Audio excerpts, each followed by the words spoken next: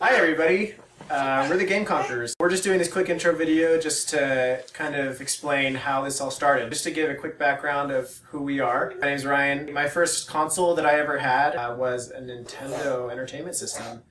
But I got it when like the SNES was out, so I was like way behind the times. The first time I really got into gaming was with the N64. My favorite genres would probably be like FPS and puzzle games. So yeah, my name's Dan. My first console was Nintendo Entertainment System 2. Before that, did a lot of PC gaming. I guess I really got into gaming back in like the PS2, Xbox generation. That's where it was at. My favorite genre is probably RPG, and I really like survival horror. I'm Riley. I did not own a NES. I played a lot at my friend's house. I owned the SNES, which is still like the best console ever made. That was it. I was a pretty hardcore gamer from the moment my mom actually brought it home because she thought it would be fun because she and my dad liked playing Mario and she had no idea what she was making. But yeah. Monster. My favorite genre, I really like strategy games and probably RPGs. And I also really like third-person action games. So the reason we decided to make a list of our personal top 100 games, well, there are personal ones, but if you disagree, you're wrong.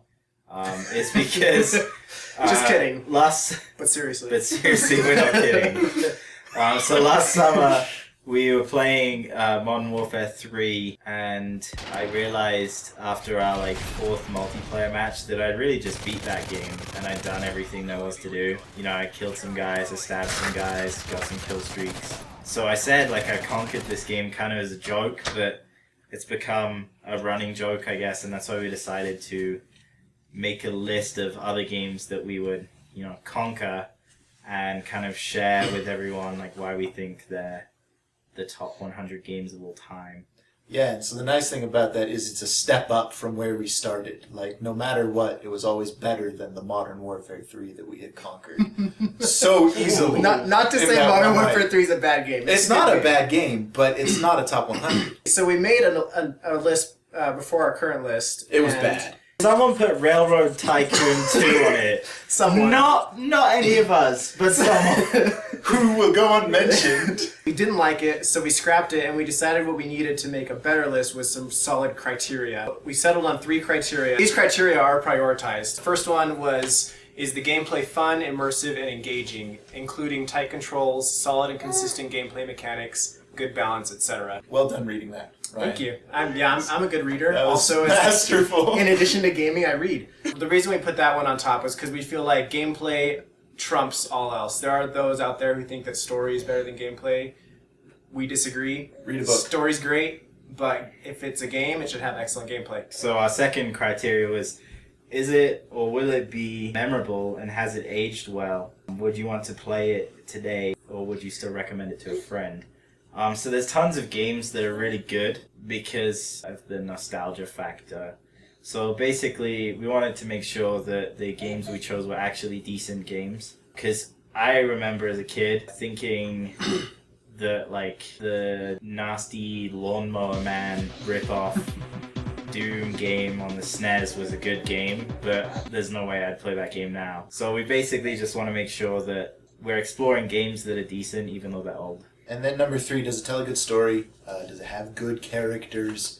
Is it something that's really going to draw you into the world and really be immersive?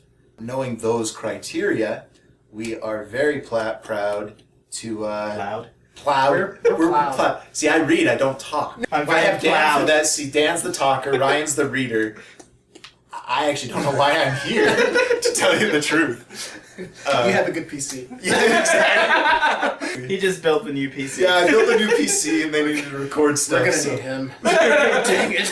I was the guy who put Railroad Tycoon on that original list. But we did set out to make a new list of 100, and the way we did it, each of us chose 5 games that we felt best embodied these criteria that we had personally played. So there will be things missing on this list because we personally haven't played them.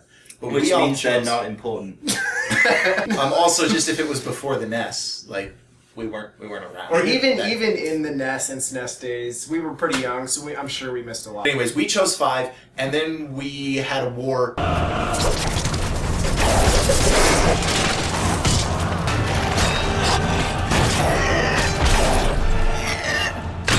Well, not really a war, but at work, while we were supposed to be working, we chatted on Google Chat.